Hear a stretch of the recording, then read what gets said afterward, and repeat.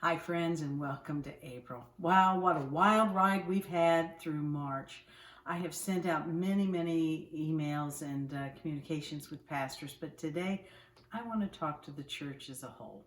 Thank you so much for tuning in and hearing and reading through the messenger for April. It's a different edition because we're in a different time. I'm reminded of the book of Acts. In the book of Acts, things are going so well in the first quarter of the story, and people are being saved. The church is growing, but then Stephen is martyred, and the church in chapter 7 it says it's scattered.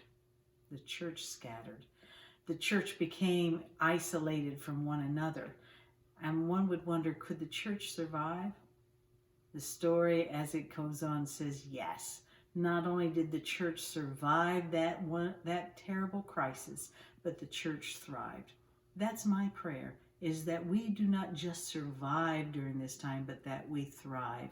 In this messenger, you're going to see some of the stories of churches that are seeking to not just survive, but thrive. It's not all the stories. My goodness, there's so many stories I've come across, but it is some stories that you will want to check out, and just think about how you as you gathered and not gathered now with the rest of the people of God, how we can together help the church be a mighty army as we find ourselves in this crisis time.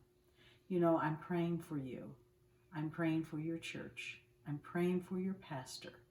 And I'm believing that we as a people of God are going to make it through this. And more than that, we're going to thrive. Out of this, new people will believe in Jesus. New people will need to be discipled.